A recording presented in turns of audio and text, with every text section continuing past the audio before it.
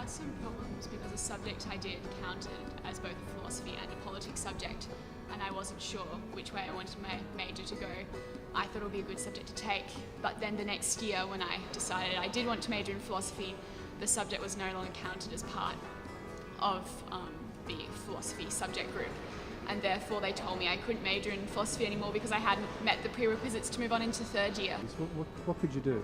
Well, I looked on the portal because I was trying to enroll in third year subjects, and it just told me that I couldn't because I hadn't met the second year requirements. So I went to the Arts Student Centre and told them about my problem. At first, at the front desk, I was just kind of directed to the handbook online, which I had looked at, and they just told me that no, you haven't met the requirements. And then I tried to explain myself and saying that last year it was counted if you looked at an old handbook, and eventually I had an appointment with a student advisor when I then had to explain myself again, and then they just kind of told me that they weren't sure what had happened and that if I had problems I should go and talk to the head of the School of Philosophy, but I should just go to the classes and maybe the system would resolve itself. And I suppose the system eventually did resolve itself because I have since graduated from arts. So there was just a lack of communication. I was never told what was going on, what was happening, but I assume it was all okay because I've since graduated. What do you think caused the issue?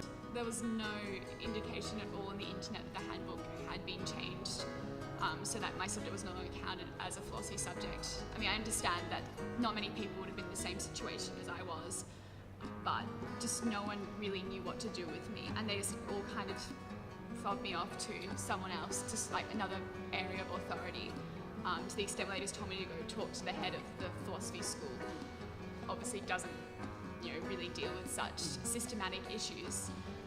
And so I suppose just communication between the departments and just letting me know what was going on.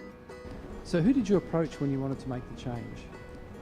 Well, I submitted all of my forms on time to the arts faculty, and then when it was getting close to the start of semester and I wasn't sure which faculty I was in for the next semester, I approached biomedicine to ask what had happened, and they threw me over to arts, and then arts said it was an issue of a supplementary exam that I was still waiting for the results for, so they threw me to the maths department, who then threw me back to biomedicine. So it was a real just, getting shuffled between each department, and nobody was taking responsibility for my problem.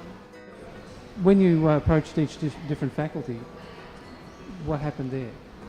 Well, I'd have to start over with my story and what the situation was and all the previous steps I'd taken to get to that point. And then it was like starting anew with each person. What was that like for you? It was incredibly frustrating. So what did you do? I spent a lot of time in queues and on the phone because it was the start of semester, so the lines were crazy. But aside from that, I think towards the end, I told a person in biomedicine that I was their responsibility and I needed this to be resolved because the semester had already started at that point. And then that person took a few days to sort things out, and finally my problem was resolved and I got my transfer to biomedicine, to arts. So what do you think caused the issue that meant you're having to run around so much? I think a lack of each department taking responsibility for the problem, in addition to a complete lack of communication between the faculties. So what do you think is required to avoid the problem, someone else going through the same problem again in the future?